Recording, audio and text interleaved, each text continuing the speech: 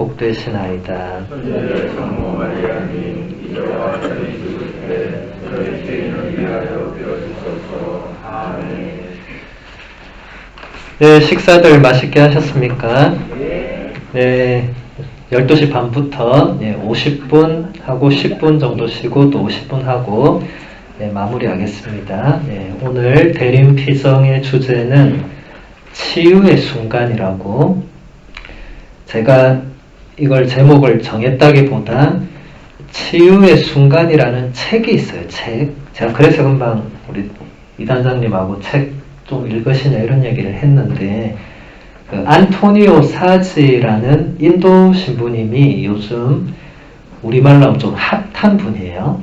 우리 가톨릭 영성 쪽에 우리 좀 요즘 잘 나가는 분들, 안셀름 그린 신부님이나 유명한 분들 많죠.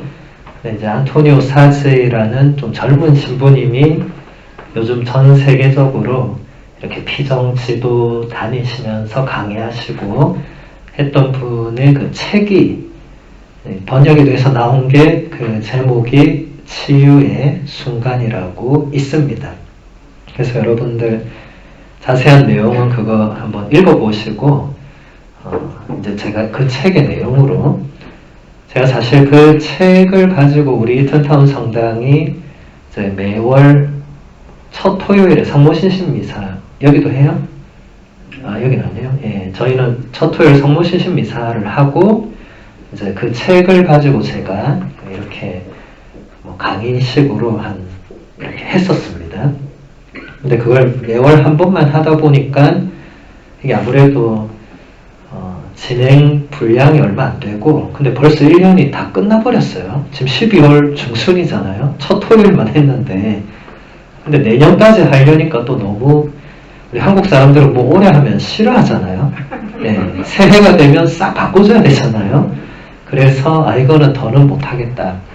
근데 이게 많이 남아가지고, 마침 우리 메이플로드에서 대림피정을 말씀을 하셔서 그러면 딱 여기 와서 이걸 하면 분량이 딱 2시간 정도면 될 것 같다.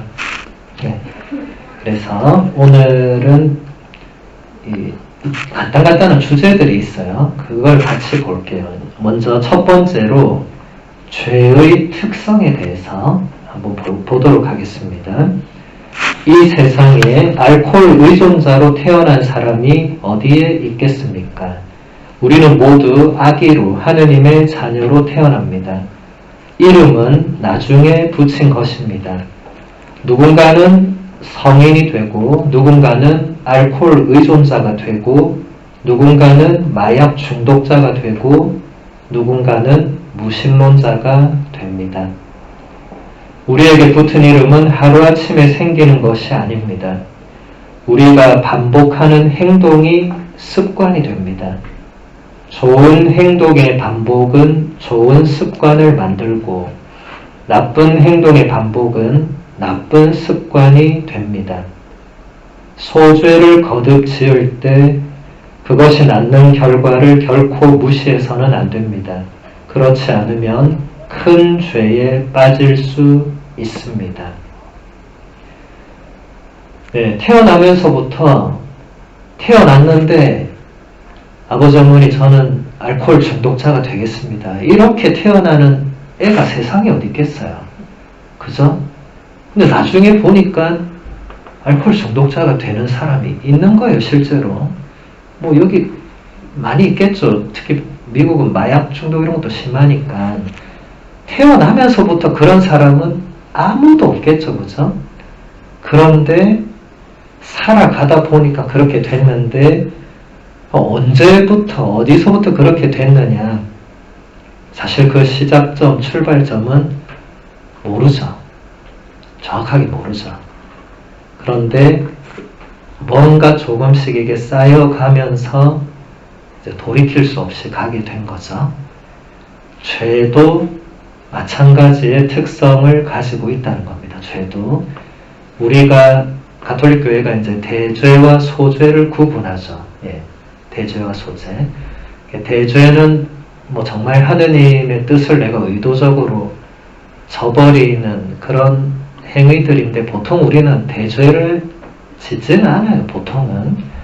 근데 소죄는 우리가 사소한 작은 죄들, 뭐 거짓말을 한다든지 뭐 이렇게 자신의 양심을 속이는 이런 것들은 우리가 뭐 쉽게 저지를 수 있는데, 근데 문제는 그런 것들을 가만히 놔두면 이게 모여서 돌이킬 수 없는 결과로 갈 수가 있다는 겁니다. 그래서 우리 가톨릭 교회는 항상 양심 성찰이란 것을 대단히 중요하게 여겨와서 우리 매일 미사 때마다 제일 처음에 뭐 해요? 형제 여러분, 구원의 신비를 합당하게 거행하기 위하여 먼저 우리 죄부터 반성을 하자. 이렇게 시작하지 않는 미사 드려본 적 있습니까? 다 건너뛰고 자 복음부터 올 시간 없으니까 복음만 읽고 강문도 뛰고 자 바로 영성체하고 이런 미사 드려본 적 있습니까? 없죠. 무조건 미사는 딱 시작하면 형제 여러분, 구원의 신비를 합당하게 거행하기 위해서 우리 죄부터 반성하자. 이게 그냥 이렇게 해놨겠어요?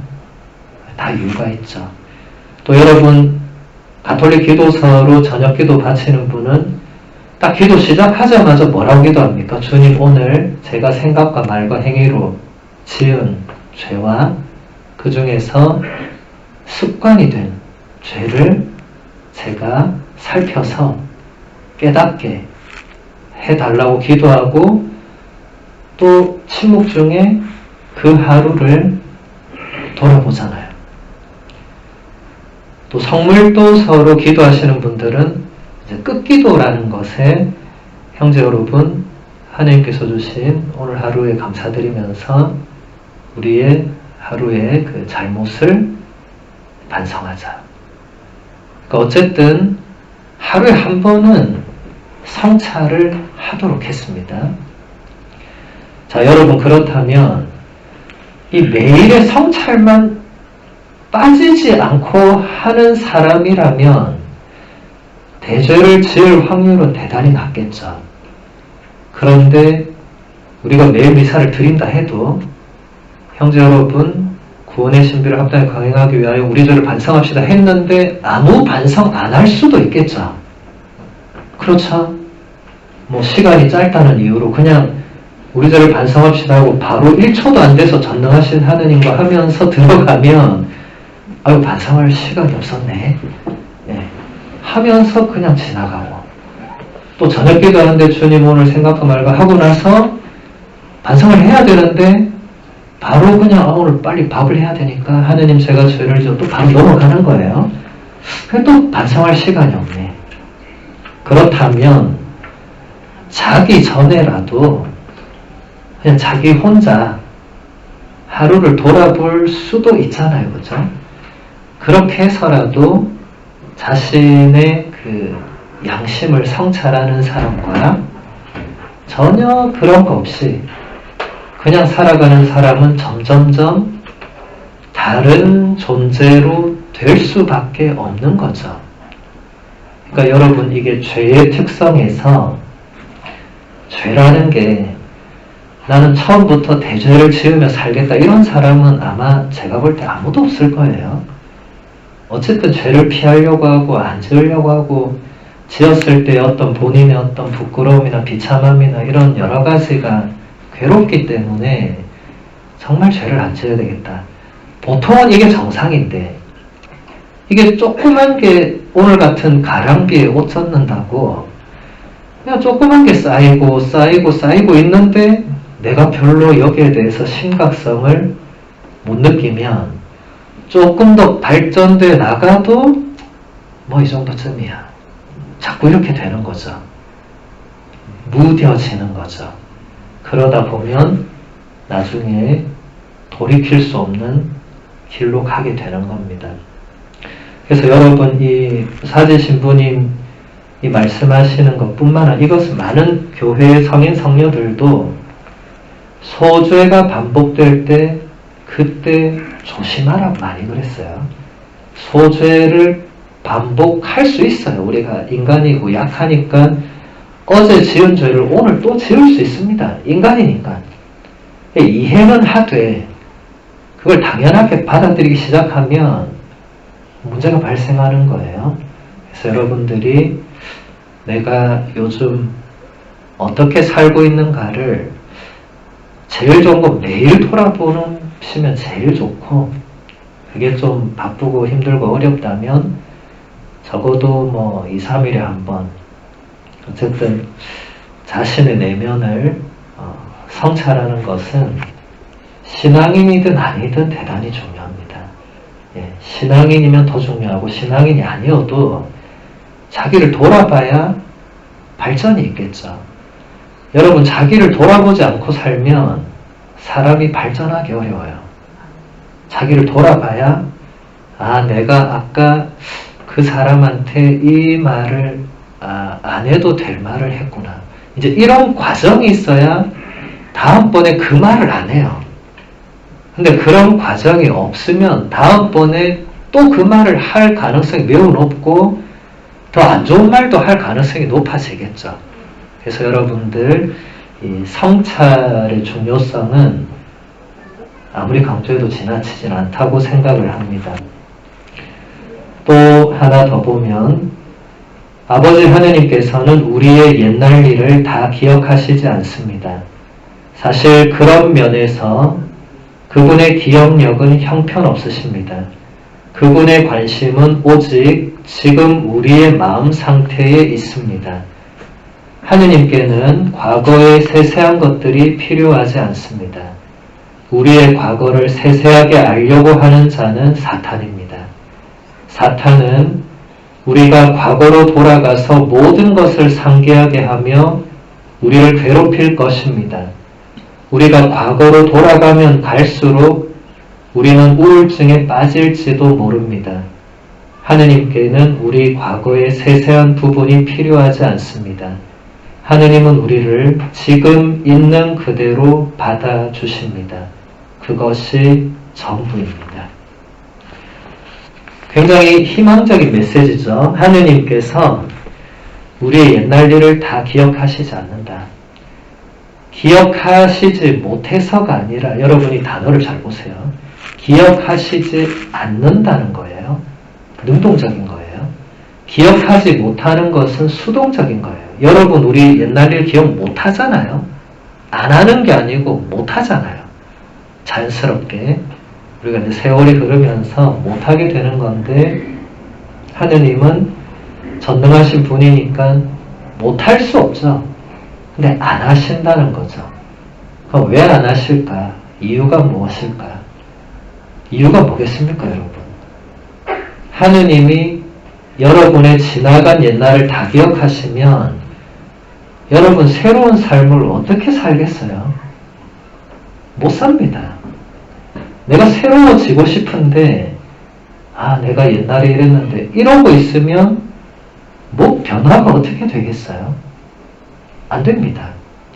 그러니까 여러분 성경을 읽어보시면 가장 자주 많이 구약 성경에서 하느님이 말씀하시는 것이 두려워하지 마라.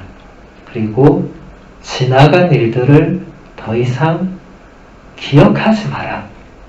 내가 새로운 일을 하려고 한다. 이런 메시지들을 예언자들의 입을 통해서 많이 읽게 됩니다.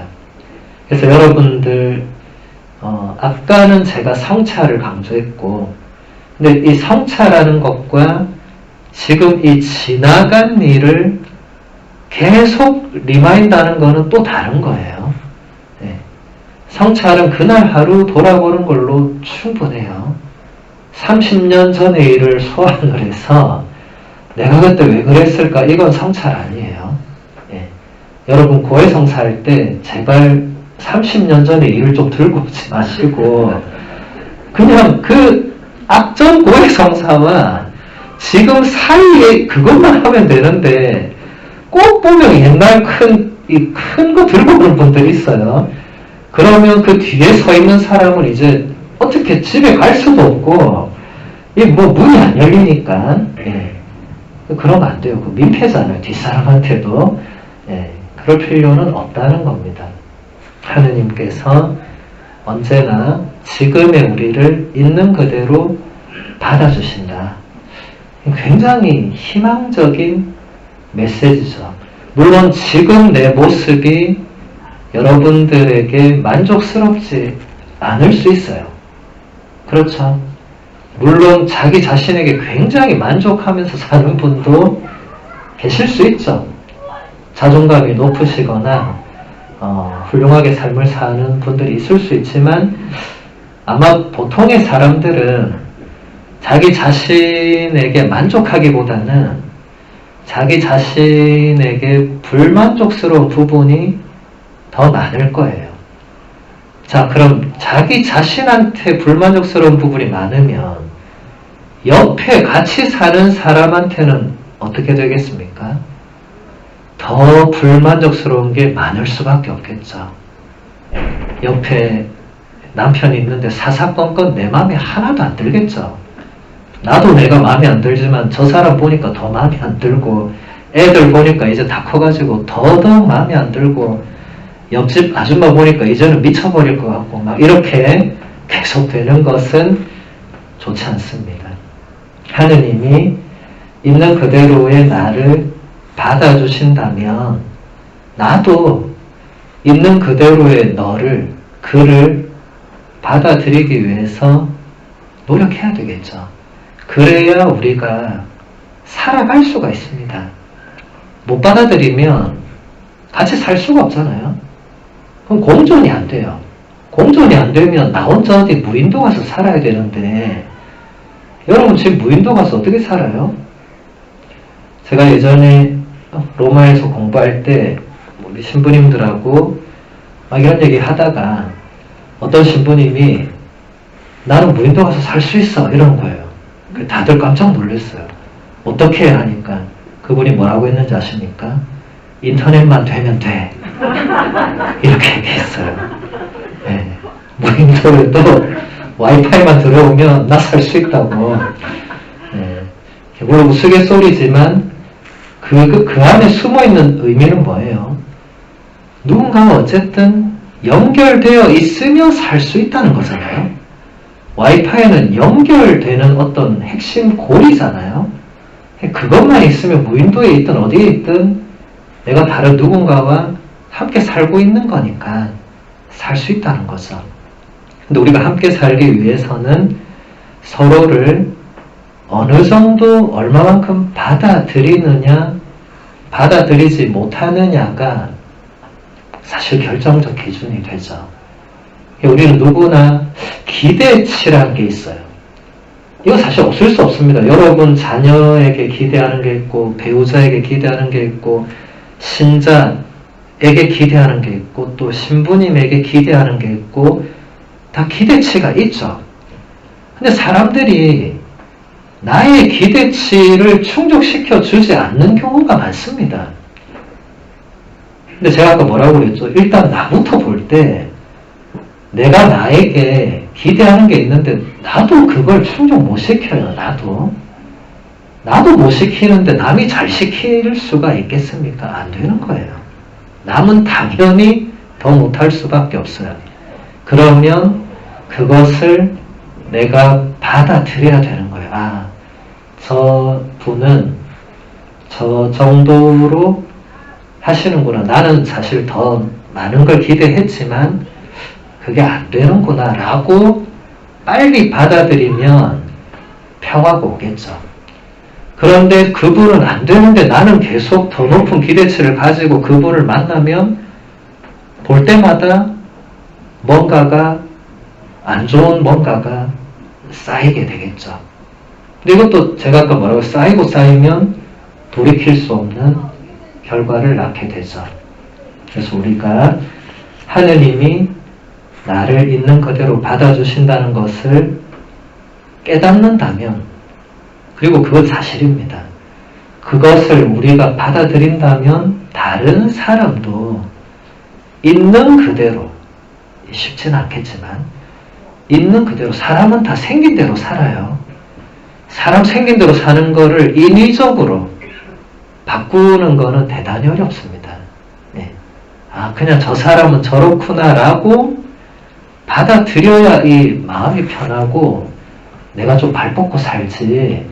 쟤는 왜 저래? 이렇게 나오면 볼 때마다 쟤는 왜 저래? 오늘은 또 왜 저래?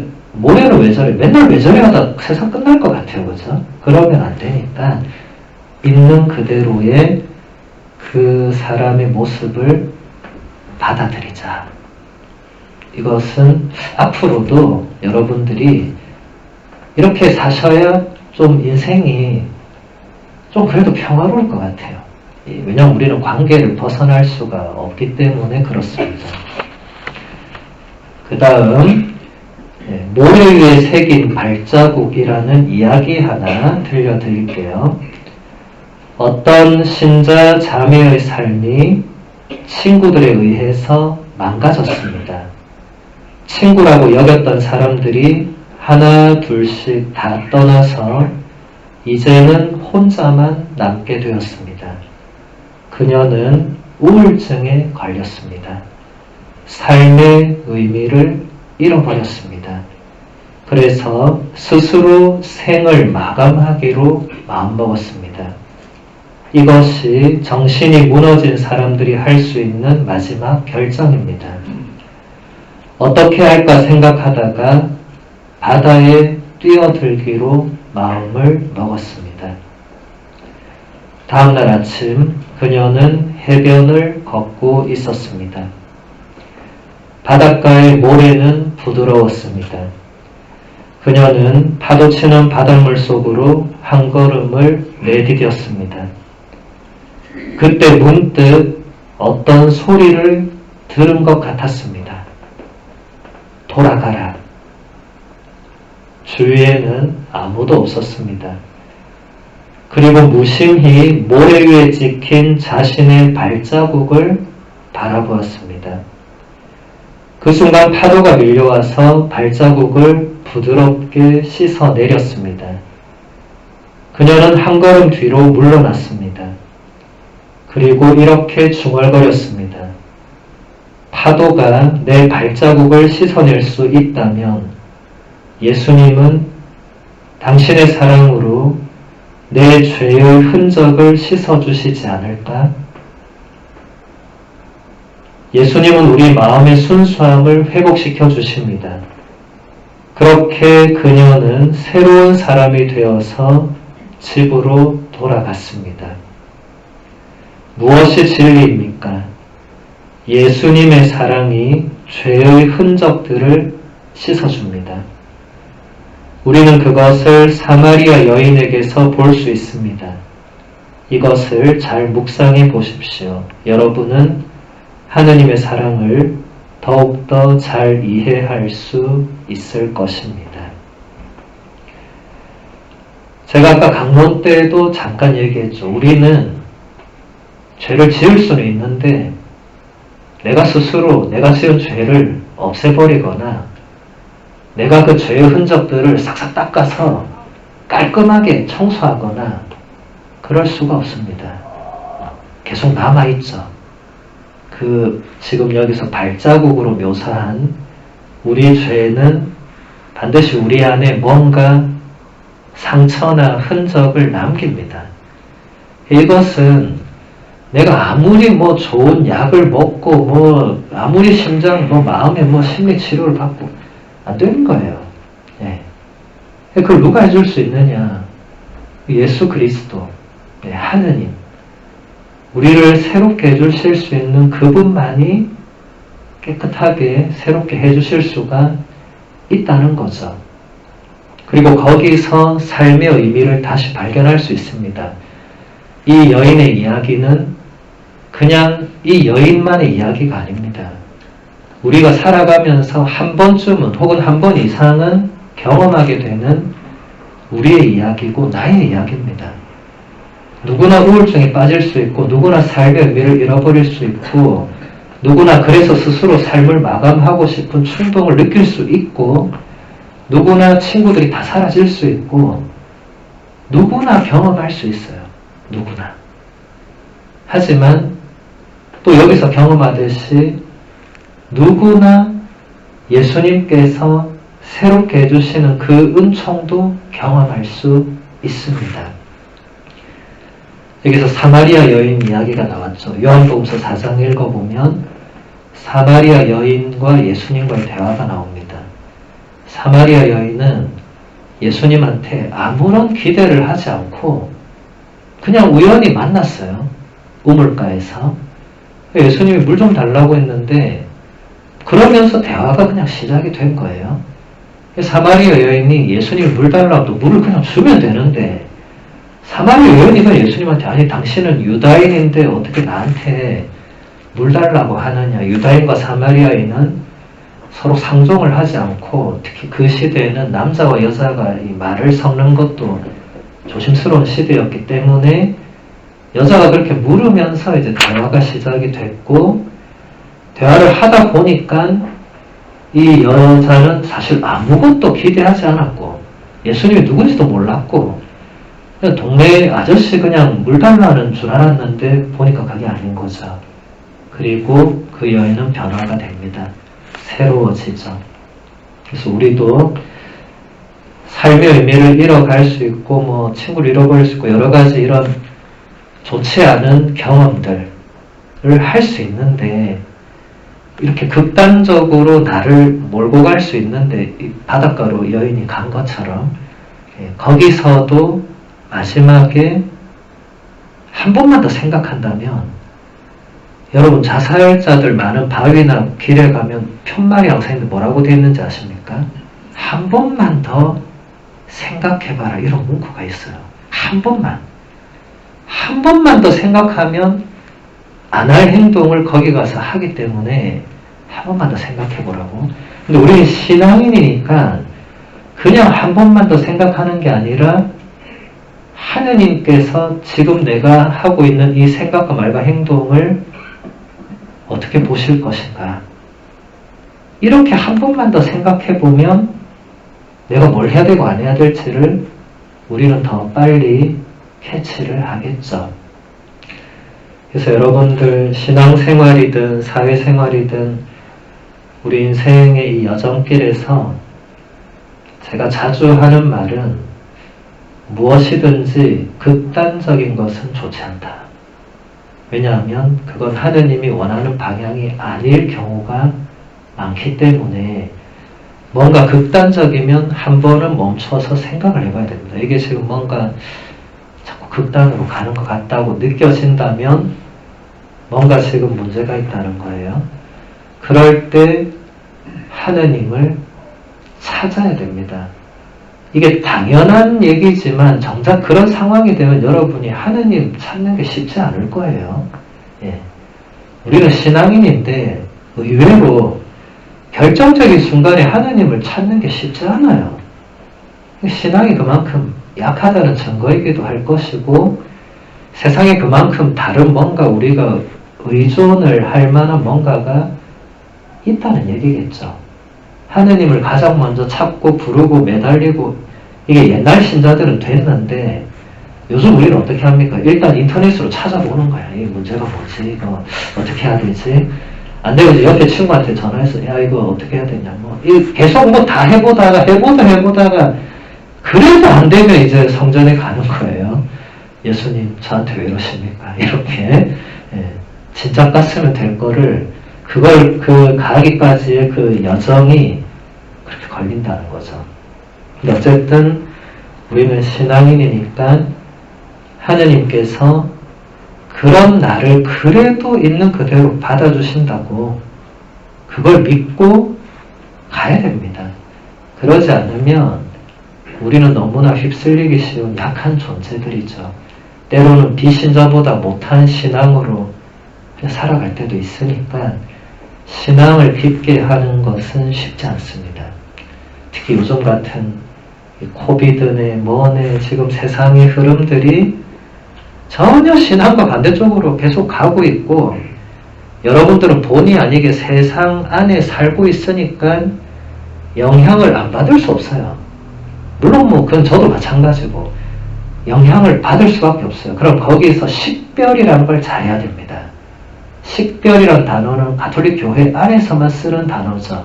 밖에서는 이 단어를 분별이라고 사용할 겁니다. 분별은 그냥 사리 분별을 잘한다는 의미고, 우리가 쓸 때 식별이라고 하면 그게 하느님의 뜻에 맞는가 그렇지 않은가를 판단하는 거예요. 조금 다른 거죠. 조금이 아니라 완전 다른 거죠. 그래서 우리는 항상 식별을 잘해야 되는, 이 영적인 여정에서는 식별을 잘하면 앞으로 잘 갈 수 있습니다. 그래서 여러분이 혼자 식별하기 어렵기 때문에 영적인 동반자나 영적 지도자들이 존재를 하는 거고, 그런 존재가 있어야 됩니다. 여러분 주위에 그냥 친구들 말고 좀 신앙적으로 뭔가 신앙적인 것을 좀 공유하고 얘기하고 거기서 뭔가 좀 답을 얻어낼 수 있는 그런 관계들이 있어야 됩니다. 가장 좋은 것은 본당 신부님들이 본당 신자의 영적 지도자죠. 1차적으로. 근데 이게 아무래도 저도 본당 신부지만 본당 신자들은 1차적으로 본당 신부를 어려워하더라고요. 제가 아무리 다가가서 뭐 좀 얘기 좀 해보세요 해도 제가 한 걸음 다가가면 세 걸음 물러나더라고요.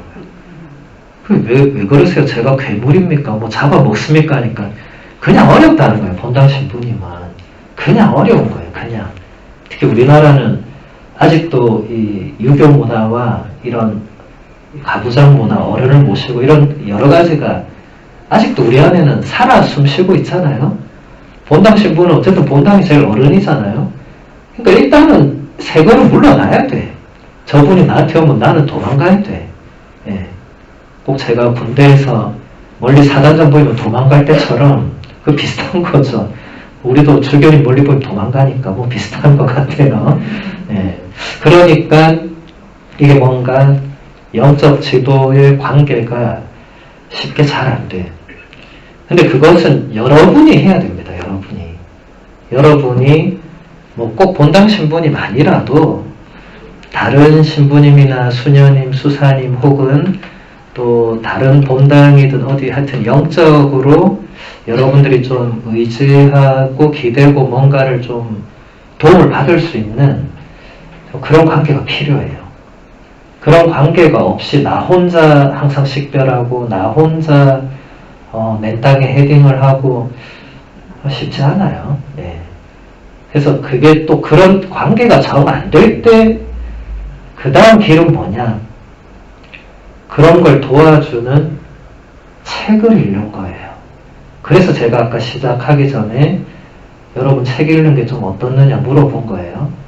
대부분 이제 눈이 침침해서 못 읽겠다 하시는데 돋보기를 끼시든지 LED 좋은 거 하나 사셔서 비추든지 해서 책은 또 좋은 스승이 됩니다.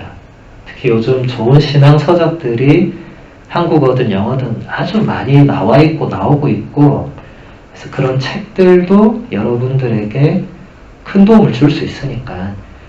책은 뭐 얼마든지 여러분이 도망갈 이유가 없잖아요.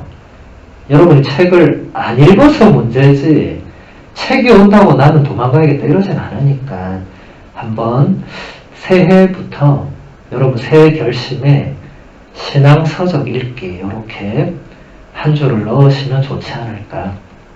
우리 이튼 본당도 내년에 한 달에 한 권의 신앙 서적을 읽자 이렇게 지금 추진을 하고 있어요. 그래서 원하는 사람은 책을 신청해서 다 같이 한국에 구매를 해서 이제 한 달에 한 권 정도 이제 읽는 거죠. 책은 제가 수녀님들과 상의를 해서 선정을 합니다.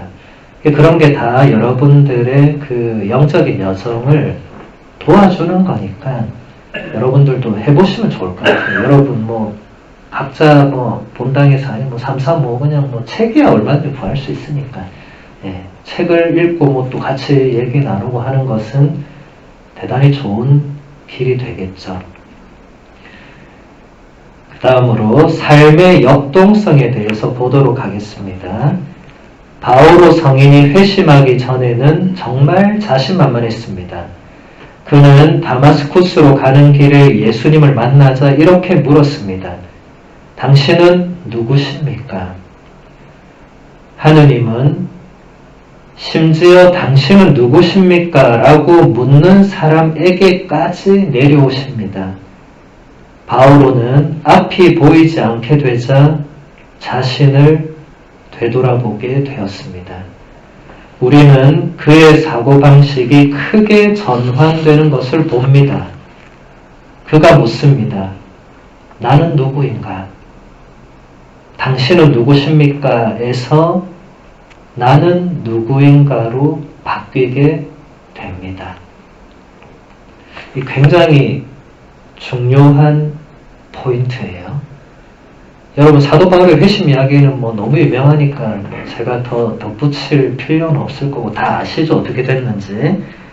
사도 바울은 갑자기 자신을 향해서 들려오는 그 음성 너머의 그 존재가 누군지 몰랐죠. 근데 너무 놀라운 경험을 했죠. 뭔가 이렇게 팍 와서 자기가 말에서 떨어질 정도였고 뭐 앞을 3일을 못 봤으니까 뭔가 엄청난 게 왔죠. 근데 이게 뭔지 모르니까 물었죠. 당신 누구냐고. 나한테 왜 이러시냐고 한 거죠. 근데 그 어떤 존재가 나는 네가 박해하는 예수라고 대답을 했죠. 그러니까 이제 성경에는 나오지 않지만 지금 사지 신부님이 바오로는 당신은 누구십니까? 해서 이제 나는 누구인가로 넘어가게 되었다. 베네딕토 16세 교황님도 그 진리 안의 사랑이라는 회칙에서 이런 얘기를 했어요. 하느님 없이는 인간은 스스로를 알지 못한다. 그러니까 하느님이란 존재를 이렇게 확실히 깨닫고 났을 때 내가 누구인가도 알게 된다. 하느님 없이 여러분 집에 가서 난 누군가 질문하고 답을 한번 생각해 보세요. 난 누군가? 난 누구지? 누구 집 아들? 뭐 이렇게 계속 가도 뭐 크게 답은 안 나올 것 같아요. 만족할 만한. 근데 하느님이 누구신가를 우리가 확실히 알고 나면 나는 누구인가에 대한 답도 어느 정도 받아들일 수 있는, 그리고 내가 또 하느님의 자녀로 새롭게 태어나서 살고 있기 때문에 이런 질문들은 좀 어렵죠. 우리 한국은 교육과정에 철학이 없기 때문에 기본적으로 우리는 철학적 바탕이 좀 안 돼 있어요. 그 대신 우리는 대단히 감성적이죠. 감정적이고, 예. 그러니까 우리는 뭐가 딱 오면 이성이 작용하기 전에 바로 감성이 움직이죠. 그래서 때로는 막 너무 기뻐 난리치지만 때로는 이제 바로 막 화가 나고 뭐 이렇게 되죠. 근데 여러분 외국 사람들 가만히 보면 뭐가 탁 오면 이 사람들은 생각부터 해보잖아요. 이게 뭐지? 하면서 이성이 먼저 작용을 하죠. 최대한 자신들이 깔려있는 그 철학적 바탕에서 합리적인 사고를 하고 나서 그 다음 반응을 내죠. 근데 우리는 그런 과정이 전혀 없거나 굉장히 빨리 끝나고 올라오는 그 감성대로 말하고 행동하죠. 그러니까 이건 뭐 어떤 뭐가 좋고 나쁘다를 떠나서, 그래서 우리는 이런 좀 철학적인 주제나 철학적인 물음이나 이런 게 나오면 머리가 아팠다는 사람이 많아요. 제가 나는 누구인가 이렇게 하면 신자들이 신부님 너무 머리가 아픕니다 이래요. 내가 뭘 머리 아프게 한 것도 아닌데 이제 그런 거를 생각하려고 하면 한 번도 안 하던 뭔가를 갑자기 하려고 하니까 머리가 아파온다는 거예요. 예. 두통약을 드셔야 된다고 그러고, 이게 우리의 신앙이 기본적으로 동양계 아니잖아요. 우리는 불교나 도교나 유교가 아니잖아요. 기본적으로 서양 거잖아요. 이 서양 것은 기본적으로 서양의 정신체계가 그 안에 들어가게 돼 있어요. 사도 바오로도 그냥 예수님을 바로 따라 나선 게 아니고 이런 과정을 또 거친 거예요. 바오로뿐만 아니라 모든 서양의 정신 체계가 그래요. 그러니까 우리는 그 부분이 사실은 우리에게는 좀 약하거나 모자란 부분이니까 이런 부분들을 앞으로 우리 한국 가톨릭은 좀 키워나갈 필요가 있습니다. 하느님에 대해서 그냥 믿어라. 이제 이런 시대는 점으로 가고 있는 걸 우리가 두 눈으로 보고 있죠. 이제 그냥 믿어라면 싫어. 왜? 이래 나오면 그거 어떻게 하겠어요? 끌고 가겠어요? 예전 같으면 두드려 패든지 뭐 밥을 굶기든지 뭘 했지만 요즘은 그렇게 하면 여러분 바로 아동학대 뭐 난리 납니다. 가만 놔둬야 되죠. 야, 우리 집안이 순교자 집안인데 어디서 저런 게 나와가지고 뭐 어떻게 하겠어요? 걔가 순교자로 태어난 것도 아니고 걔는 뭐 성당 관심이 없는데 어떻게 하겠어요?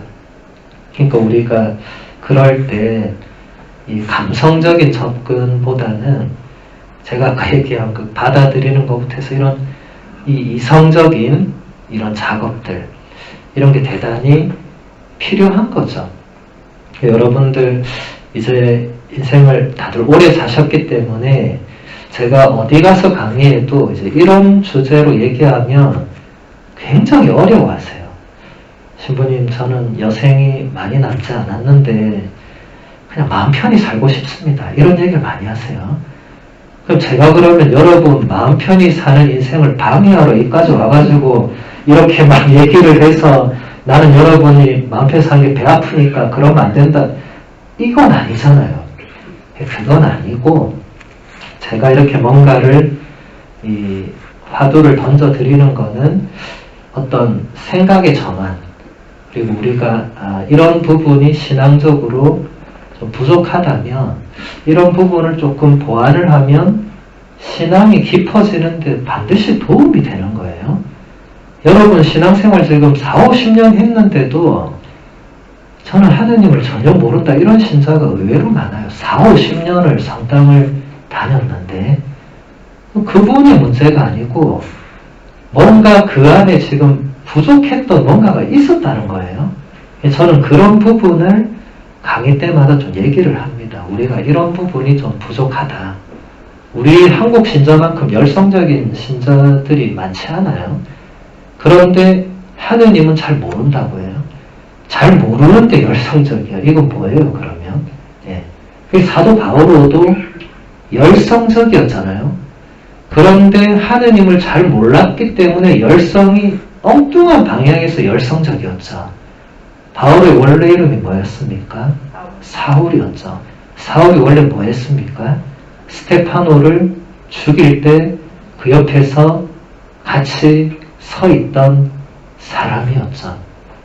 그는 그게 자신의 열성에는 그게 맞다고 생각했죠.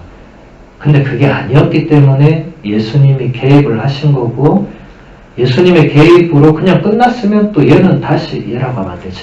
바오로 사도가 다시 제가 갑자기 왜 얘라고 그랬지? 다시 또 그렇게 할 수도 있는데 바오로 사도는 예수라고 하는 순간 그럼 내가 그럼 그동안 뭐 한 거지? 이렇게 된 거죠. 그러면서 나는 누구인가? 그러면서 이런 것들을 다 바오로는 이렇게 되고 나서도 바로 전도를 안 했죠. 어떻게 했죠? 아라비아 저 멀리 사막 지역 이런 데 가서 3년 정도를 혼자 있었죠. 거기서 뭐 했겠어요? 그냥 유튜브로 뭐 좀 예수에 대해서 보고 이렇게 했겠어요? 아니죠. 철저하게 혼자서 하느님은 누구이신가? 나는 누구인가? 내가 이때까지 받아온 교육은 뭔가? 하느님의 뜻은 어디 있는가? 이런 것을 끊임없이 생각했겠죠. 그리고 뭔가를 식별해내고 그리고 돌아왔을 때 바오로는 무섭게 변해 있었죠. 무섭게란 표현이 지금 제가 조금 과장된 법을 썼는데 어떻게 무섭게라면 사람이 180도 바뀌면 무섭잖아요. 조금 바뀌면 안 무서운데 어제 얘가 이랬던 애가 오늘 완전 달라지면 무섭잖아요. 야, 너 뭐 잘못 먹었어? 이렇게 하잖아요. 예. 바오로는 그 정도로 바뀌었죠. 그리스도인들을 박해하고 죽이는데 열성적이던 사람이 그리스도를 전하는데 열성적으로 바뀌니까 사람들이 쟤 지금 이상하다고. 처음에는 신자들도 안 받아들였죠. 제가 아마 뭔가 속이는 것 같다고. 그런데 나중에 보니까 그게 아니고 완전히 사람이 바뀌게 된 거죠. 우리도 그렇게 될 수가 있습니다. 그래서 하나만 더 볼게요. 우리 삶에서 믿음이 지닌 역동적인 힘의 첫째는 우리가 죄인임을 알고 회심하는 것입니다. 죄인임을 아는 것으로는 충분하지 않습니다. 우리는 다음 단계로 들어가야 합니다. 그것은 회개하는 것입니다. 회심한다는 것은 가던 길을 바꾸는 것으로 잃었던 아들처럼 돼지 우리에서 일어나서 아버지께로 돌아가는 것입니다. 회심은 방향의 전환, 유턴을 하는 것입니다. 자, 믿음이 지닌 역동적인 힘이 발휘가 되려면 첫 번째, 내가 죄인이란 것을 알고 회심을 해야 된다. 그래서 그 회심은 이제 가던 길을 바꾸는 것. 우리가 회개라고 번역하는 그 그리스 원문 단어는 이 메타노에오라는 동사가 있어요. 예, 그리스어로 노에오 하면 생각하는 거예요. 거기서 누스라는 명사가 나와요. 그래서 그리스어 누스 하면 이게 뭐 지성, 정신, 뭐 이성, 뭐 이런 여러 가지 의미를 지니게 되고, 근데 메타라는 그리스어 전치사는 이게 반대로 방향이 되는 거예요. 전치사는 다 대부분 어디 방향을 표시하죠. 그죠? 어디 위에나 밑에나 옆에나 이렇게 될 때 메타는 이 반대쪽을 의미해요. 그러니까 메타와 노에오가 같이 만나면서 생각의 유턴이 되는 거예요. 생각의 유턴. 네. 이게 회개입니다. 회개. 바오로가 그리스도인들을 죽이는 게 하느님의 뜻이라고 생각하고 가다가 유턴을 해서 다시 그리스도를 전하는 삶으로 가게 된 거죠. 우리에게도 이런 생각의 유턴이 필요하고 이것이 믿음의 힘이 드러날 수 있는 첫 번째 단계입니다. 그래서 여러분, 회개는 뭐 제가 아무리 강조해도 이미 저 이전에 세례자 요한부터 예수님부터 다 첫 마디가 회개하라 였잖아요. 회개하라. 예.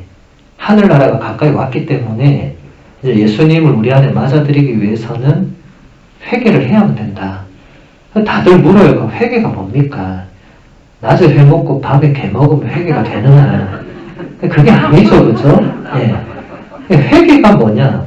생각의 유턴. 이제부터 여러분 정의를, 누가 회개가 뭐냐 하면 낮에 회 이거 아니고 생각의 전환, 생각의 유턴. 내가 지금까지 옳다고 혹은 내가 지금까지 이게 정말 하나님의 뜻이 맞다고 생각해왔던 부분에서 다시 한번 생각해 보는 거예요. 이게 정말 최선인가? 정말 나는 이것만 하면 되었던가? 이런 물음들, 이런 조금 의미 있는 물음들, 그 대답이 바로 안 나오는 찾아야 되는 물음들, 이런 것들을 스스로에게 던지면서 답을 찾아 나가는 이 여정이 회개의 시작이 됩니다. 사실 이거는 대림 때, 사순 때만 할 건 아니고 언제든지 해야 되는 거죠. 그죠? 언제든지. 왜냐하면 이런 걸 안 하면 생각이 고착화됩니다. 그럼 생각이 고착화되면 고정관념이 됩니다. 고정관념이 되면 많은 경우에 편견이나 선입견이 되어버립니다. 이제 그렇게 되고 나면 그것은 누가 와서 돌을 아무리 돌로 그걸 부수려 해도 안 부서져요. 그냥 이게 무슨 돌덩이처럼 탁 박혀가지고 안 움직여요. 회개가 안 되는 거죠. 여러분, 마음이 움직인다는 거, 마음이 열린다는 거, 생각의 방향이 바뀐다는 게 얼마나 어려운지는 제가 말 안 해도 다 아실 겁니다. 회개는 쉬운 거 아닙니다. 회개는 하느님의 은총도 필요하고 여러분의 굳은 결심도 필요하고 옆에서 도와주는 누군가도 필요하고 많은 것들이 사도 바오로도 자기 혼자 안 했잖아요. 누가 있었습니까? 하느님이 하나니아스를 보내주잖아요. 도와주는 사람이 있는 거예요. 바오로가 제 힘으로 우뚝이라서 못합니다. 바오로도 못했다면 우린 당연히 못하겠죠. 그러니까 누군가가 필요한 거예요. 그 누군가를 여러분들은 또 찾아야 됩니다. 제가 아까 좋은 영적 지도자랑 좋은 동반자를 찾아보라는 것도 그런 의미가 있습니다. 나 혼자는 이 어려운 길에서 나 홀로 꿋꿋이 잘 갈 수 있다. 안 됩니다. 누가 있어야 됩니다. 예. 그래서 그것을 말씀드리고, 예, 시간이 되었으니까 10분 정도 예, 쉬고 나서 1시 반에 다시 이 강의 시작하도록 하겠습니다.